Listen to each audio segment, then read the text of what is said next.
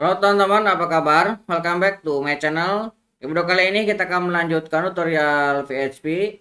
Kali ini kita akan belajar terkait dengan Magic Method. Nah, Magic Method merupakan bagian dari Object Oriented ya. Nah, teman-teman bisa lihat dokumentasinya dari php.net. Jadi, Magic Method adalah metode khusus yang menggantikan perilaku default PHP ketika beberapa aksi dilakukan pada objek. Misalnya ketika kita membuat objek baru, metode construct akan dipanggil secara otomatis.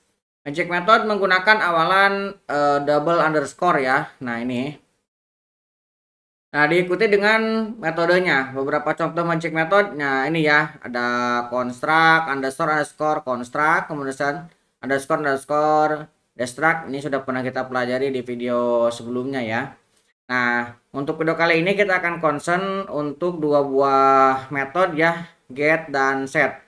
Pertama kita akan lihat dulu untuk metode get. Nah, metode get ini dipanggil ketika kita mencoba mendapatkan data dari properti yang tidak dapat diakses atau tidak ada pada objek. Biasanya digunakan untuk mendapatkan data tambahan objek yang tidak didefinisikan secara eksplisit sebagai properti. Nah, ini untuk get ya. Nah, kita coba sekarang akan buat dulu sebuah project ya untuk latihan kita untuk Magic Method get. Pertama saya akan membuka PowerShell-nya. Oke, kemudian saya akan masuk ke PHP tutorial. Nah, kita akan membuat direktori 51 terkait dengan Magic Method. Oke, kita akan masuk ke direktori 51 Magic Method. Kita akan clear screen, kita akan buka dengan menggunakan Code Insider. Oke, ini sudah terbuka ya Code Insidernya. Nah, kita akan besarkan. Nah, kita akan buat sebuah file index.php. Kita enter. Nah, pertama kita akan buat dulu contoh sederhana ya. Kita buat sebuah PHP seperti ini. Nah, kita akan gunakan yang pertama buat kelas. Nah, misalkan kita buat HTML elemen. Nah, HTML elemen ini kita buat sebuah kelas. Kemudian kita akan buat sebuah private, misalkan di sini atribut ya. Nah, atribut kita akan definisikan ini sebagai array. Kemudian kita akan buat sebuah private lagi untuk tag. Nah, seperti ini. Nah, kita akan buat sebuah constructor public. Nah, kita akan definisikan tagnya seperti ini. Nah, kemudian kita di sini akan coba buat untuk yang set dulu ya.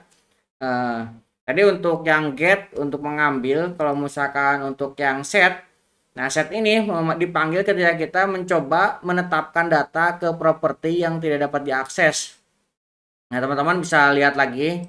Nah, di sini untuk dokumentasinya, teman-teman tinggal klik kanan set ini, nge-tab. Nah, tinggal dibaca-baca bahwa metode ini dipanggil ketika kita mencoba menetapkan data ke properti yang tidak dapat diakses atau tidak ada pada objek. Biasanya digunakan untuk menetapkan data tambahan ya, yang sebelumnya memang belum didefinisikan. Oke, kita langsung balik lagi ke sini. Nanti teman-teman untuk contoh lebih detailnya silahkan diikutin ya, di bawah ini ada nih. Nah, saya juga mengambil beberapa rujukan dari sini juga untuk metode get dan setnya. Nanti untuk link materinya saya cantumkan di kolom deskripsi di bawah ya. Oke, kita balik lagi ke sini. Kita tadi sudah mulai membuat konstruktor. Nah, kita akan buat dulu untuk metode pertama kita buat dulu public function. Kita akan buat set dulu ya. Nah, tadi bahwa ketika kita membuat magic method harus diawali dengan double underscore. Nah, diikuti dengan nama metodenya. Kita akan menggunakan set di sini. kita akan ambil name dan value. Kemudian kita akan masukkan ke atribut. Nah, kita akan coba buat ya seperti ini. Nah, kemudian kita akan buat sebuah metode public untuk HTML. Kita akan mengembalikan sebuah metode HTML ya. Nah, di sini kita akan mengambil tagnya. Misalkan kita buat di sini inner HTML, defaultnya adalah kosong seperti ini. Ini kok ikut? Oh, ini salah ya. Kita bikin kurung awalnya di sini. Oke, kemudian pertama kita akan definisikan variabel HTML. Ini adalah sebuah tag siku, kemudian kita akan ambil dengan menggunakan ini aja ya. Kita gunakan double aja seperti ini, kemudian seperti supaya objeknya langsung bisa dicetak ya, seperti ini. Nah, kemudian kita akan gunakan perulangan for each. Nah, kita akan ambil this, kemudian kita akan ambil atributnya, kita akan aliaskan menjadi key, dan value ya, $value. Nah, kemudian dari sini kita akan masukkan ke dalam HTML-nya. Nah, HTML yang tadi sudah pernah kita buat. Nah, kita akan penjumlahan sebuah string. Nah, kita akan tambahkan dengan sebuah spasi kosong. Kemudian kita akan ambil $key-nya. Oke, kemudian kita tambahkan lagi dengan sebuah string sama dengan petik, kemudian petik 1, kemudian kita ambil value-nya ya, kita akan ambil $value. Nah, kemudian kita tambahkan lagi untuk petiknya lagi. Nah, seperti ini, kita tutup dengan titik koma. Oke. Ini untuk for each-nya, jadi supaya kita bisa mendapatkan nanti untuk ke dalamnya ya. Nah, kita akan tutup untuk HTML-nya. Nah, kita dot sama dengan, nah kita tinggal tutup dengan sebuah tag penutup ya, seperti ini, di koma. Nah, kemudian kita definisikan lagi untuk HTML-nya, dot sama dengan, kita ambil inner HTML-nya, kemudian kita akan definisikan lagi HTML dot sama dengan, kita akan gunakan spasi kosong. Kita gunakan double aja ya, seperti ini, siku slash, kemudian kita akan membuatkan tutup untuk tagnya. Nah, setelah itu kita akan returnkan HTML-nya. Oke ya, ini kita ada set, kemudian ini ada memanggil HTML-nya. Jadi ini salah satu yang kita pelajari ya di awal ini, yaitu metode magic untuk set. Nah, caranya di sini misalkan kita akan buat sebuah objek baru. Ini contoh dulu ya, sebelum kita ke get-nya. Kita akan buat sebuah div misalkan ya. Kita akan buat new HTML element, kita isi dengan div. Nah, kemudian di sini yang div-nya kita mau menambahkan nih, mau tambahkan apa? Misalkan saya mau menambahkan sebuah ID. Nah, ID-nya misalkan ID kan ini belum ada ya di sini, teman-teman. Bisa lihat di sini hanya ada tag dan atribut. Nah, saya mau menambahkan ID di sini, nama ID-nya misalkan page. Nah, seperti ini. Jadi kita akan menambahkan sebuah atribut atau sebuah properti yang belum ada. Nah, itu salah satu fungsi set ya. Jadi kita ngeset sesuatu properti yang belum ada, page misalkan ke sini ya.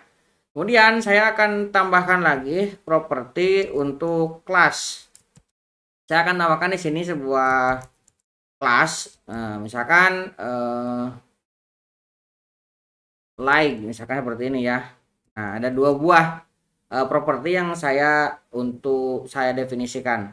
Kemudian kita akan cetak di sini echo div HTML. Nah, kita akan parsikan misalkan sebuah string hello world seperti ini.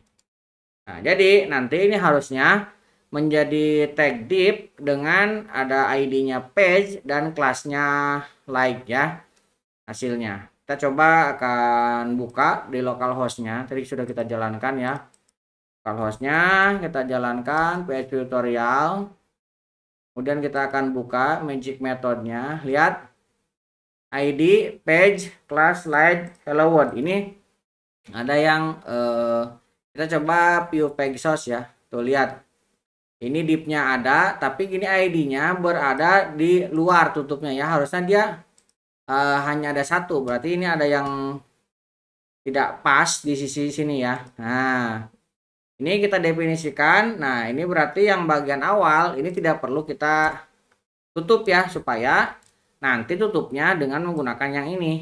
Nah, jadi gitu. Nah, sekarang kita coba refresh lagi. Tuh lihat, dia sekarang tutupnya ada di sini.